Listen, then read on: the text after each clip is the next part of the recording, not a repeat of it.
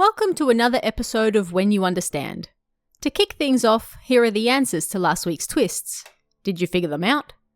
If you didn't watch last week's episode or don't particularly care about the answers, feel free to skip ahead to this week's stories. I've added chapter breaks to the video. But before then, let's check the answers.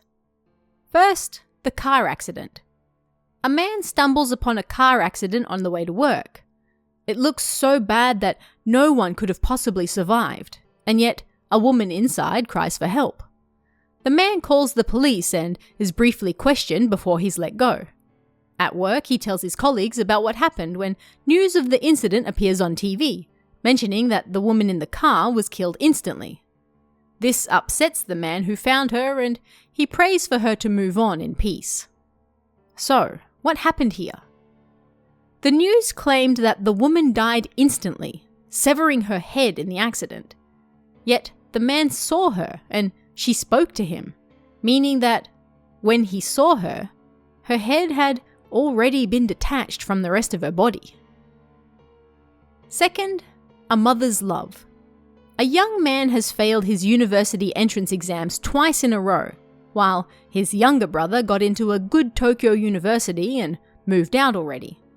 This upsets the older brother, who takes it out on the younger when he returns home, but his mother tells him that he won't be around for much longer, so they should make up and get along.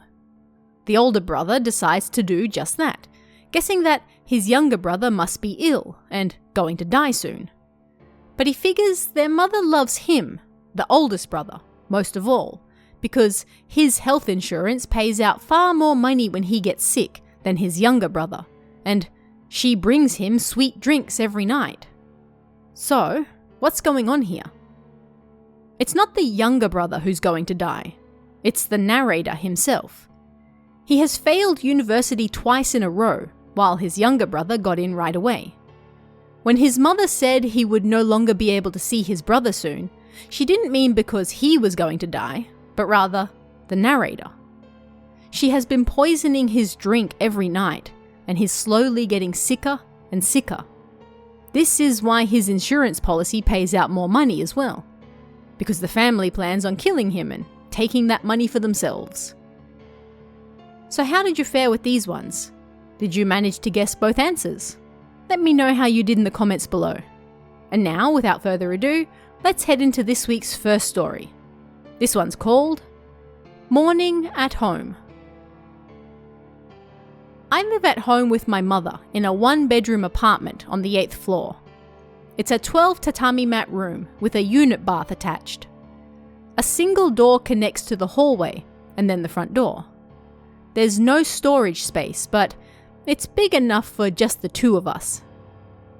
Yesterday, Mama said she ordered a coat hanger. Maybe that would make things a little easier to use. When I woke up during the night to go to the toilet, I remembered that Mama said to make sure the door was locked because there had been some disturbances recently. Just in case, I went to check the front door and realized the chain lock wasn't set. Oh no, that was a close call. I had to lock it properly. As I went to return to the room, I touched Mama's pajamas that were hanging on the coat hanger. It sure was convenient to be able to hang them near the door, huh? The next morning, a rustling sound woke me up. Oh crap! I must have fallen asleep in the toilet. Mum was always so busy in the mornings. Maybe she was sorting the rubbish out on the veranda. She would be so angry if she knew I fell asleep in the toilet. I snuck back into the room, grabbed my school uniform, and then closed the door quietly so as not to disturb her. I quickly got changed, and then my phone alarm went off. Ah, crap, I was going to be late. A refreshing breeze blew in from the veranda. Ah, it was lovely weather today too. I grabbed my walking stick and I wasn't forgetting anything else either. I rushed for the front door. "See you later," I called out. As I opened the front door, I bumped right into someone. I guess the delivery man. Oh man, I was going to be so late if I didn't hurry. So what do you guys think really happened here? Let me know in the comments below. And we have one more story for you this week. This one's called Today's Bath. When I went to take a bath today, I noticed a smell like that you find in hot springs. "Did you change the bath salts?" I asked my mother. Yes, they were on sale today. And they were so cheap, so, she answered kind of vaguely. But when I actually got in the water, I was pleasantly surprised. It warmed me right to my core. It was like being in a real hot spring. Hard to believe she'd gotten such a thing on sale.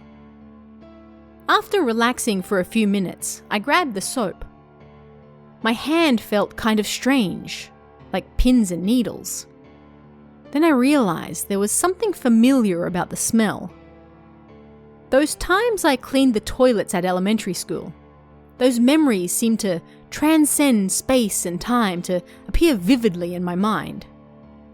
At the same time, I remembered visiting the Owakudani Volcanic Valley in Hakone in the 6th grade on a school trip.